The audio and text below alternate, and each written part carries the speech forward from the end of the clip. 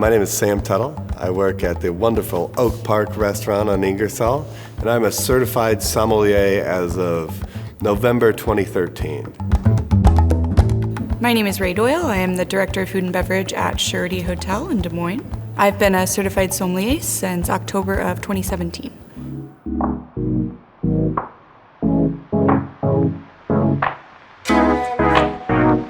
For my first wine, I chose one of my favorite sparkling wines in the world, Domaine Huet Vouvray Pétillant 2017. Domaine Huet Vouvray Pétillant 2017 has this incredible cult following behind it, and one of the oddities of the Loire Valley. So sparkling wine generally isn't what we think of when we're talking about Chenin Blanc, but sparkling Vouvray has become one of the most lauded after sparkling regions on the planet based off of generally still grapes. Domaine Huet are masters with the Chenin Blanc grape and have made this wine that will start as this beautiful, sparkling, frothy, almost champagne-like beverage and settle down into this really cool, almost still wine with a little bit of spritz that just brings the food pairing possibilities to an incredible level. This first dish has a lot of lighter elements and a lot of shout outs to some of the farms around here. The microgreens, balsamic pearls will all be lifted up by the slight spritz and the incredible aromatics of the Chenin Blanc. I knew almost immediately sparkling would be an incredible choice for this dish. The texture of the bread is so airy and light, and when you add bubbles and effervescence, that lightness and airiness gets enhanced even more.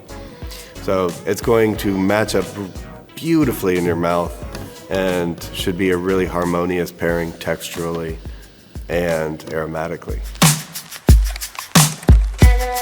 For the first course, I have Andrea Calix's Ceci n'est pas un blonde. It's a light, sparkling red wine made of Grenache and Syrah that was produced in Ardèche in southeast France. There's a lot going on this dish. This toast has a bunch of interesting and kind of disparate flavors and textures. It's all just kind of playful and bright, and there's just like a lot of spring flavors going on. So I knew that I wanted a sparkling wine with this. And based on just some of the elements, like the pepperiness of the nasturtium and the sort of umami flavors of the corn miso, my first thought was to use something red that was going to be a little earthy and kind of bring those elements out.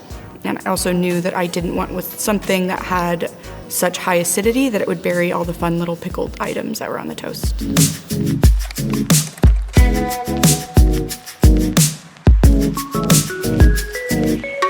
So for the second course, I have Broken Wood Simeon from Hunter Valley, Australia.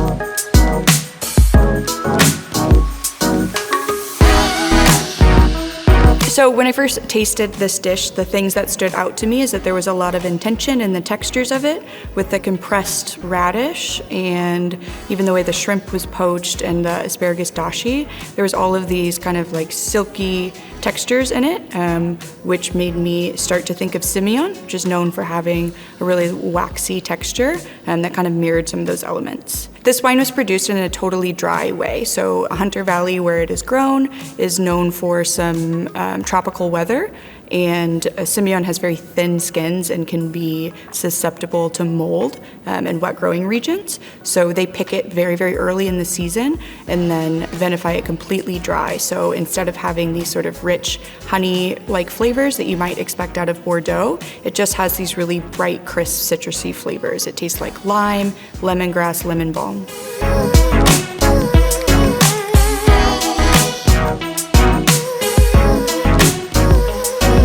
The wine I picked for the second dish is the Gracchi Etna Bianco, hailing from the very active volcano of Mount Etna in eastern Sicily.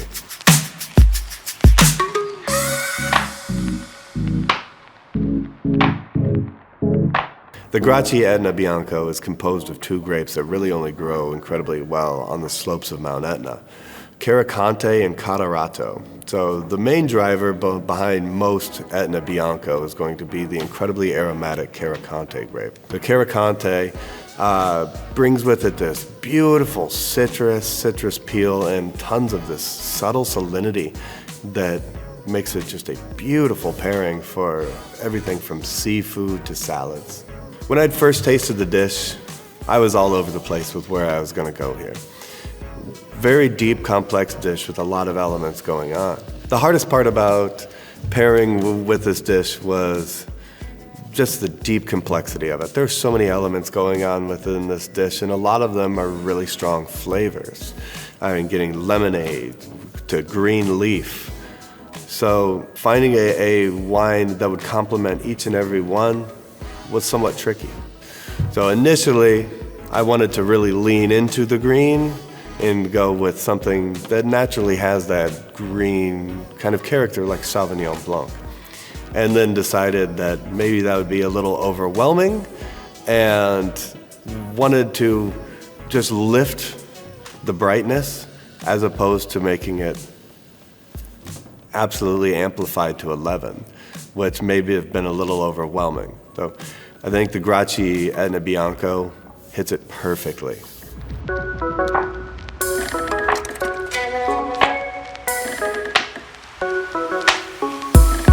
For the third course, my pairing is Rabenhof Herrenberg Inox. This is a blend of Morion, which is Austrian Chardonnay, Sauvignon, and Riesling from Steiermark, Austria.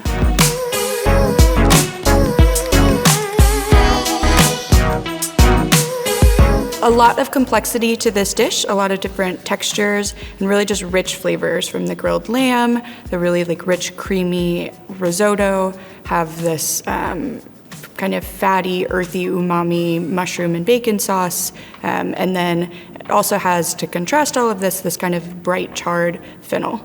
So I knew that I needed a wine that was going to be equal in complexity and not too much acid, but enough to cut through the fatty parts of the dish.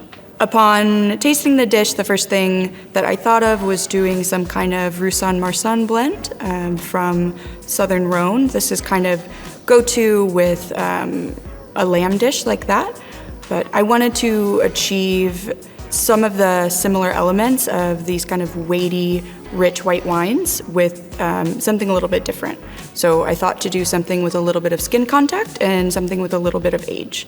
And the Rabenhof wine has both of those elements. This wine was 7 years in the making, 12 months of which it was rested on the skins of the grapes and then rested in bottle for another 6 years.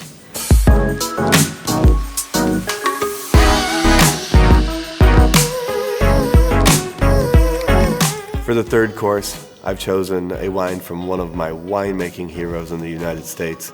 This is Pax the Bench Vineyard Syrah.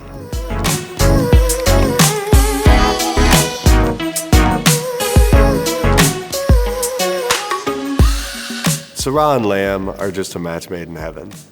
One of my favorite things to pair with Syrah is a nice and gamey and fatty piece of protein.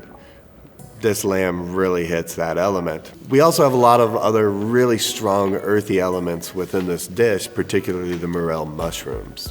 When you're dealing with really earthy elements in a dish, you absolutely have to consider their earthiness with the wine that you're matching up. Although there is a beautiful fruit profile behind the bench, there is a really strong earthy background that'll help the pea risotto and the morel shine just as much as the lamb. Initially, I think I had a much more straightforward approach to this dish. There are certain by-the-book pairings that I was thinking of, like lamb and Nebbiolo, but there's a lot more complexity to this dish than a lot of single classic wines would have afforded it. So coming up with something that was a little off the beaten path that may work a little bit better with all of the elements as opposed to just the element of the strongest flavor, the lamb, was important. So I feel like I really hit a lot of different points within this dish with this wine.